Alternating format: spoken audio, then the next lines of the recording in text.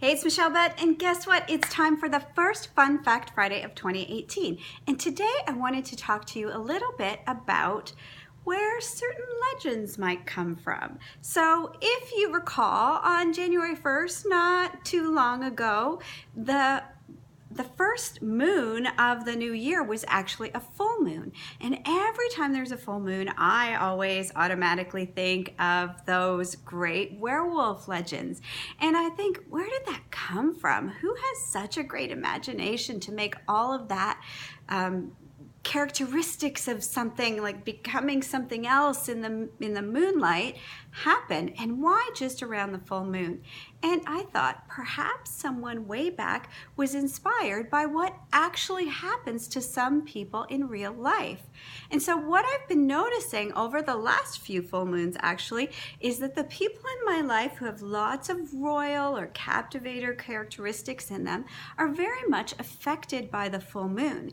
In fact, what happens sometimes is that they say, it's like I need to get out of my skin, like I'm itching to get out of my skin. And there's this irritation and this shedding that almost needs to happen for them at the full moon. And their moods shift. Oftentimes they become a little bit more ornery and quicker to frustration or anger during that intense shift that happens when the full moon and the energy shifts.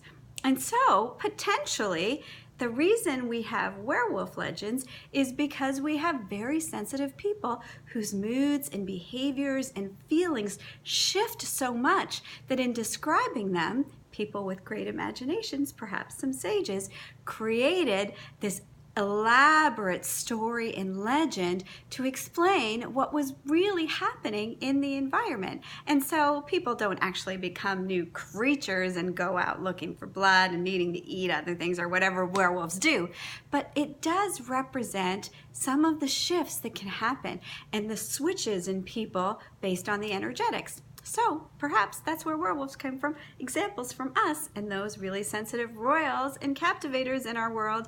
So next full moon, if you've got some royals and captivators in your life, look at how they behave. See if they're a little pseudo-werewolfy like, and if you need to just kind of make sure that you're prepared and help them through that transition. So that's the first Fun Fact Friday of 2018. I hope you enjoyed it and my little analogy. And I look forward to spending lots of Fridays in this year with you doing this. So until next Friday, I'm Michelle Butt. I will see you then. Bye.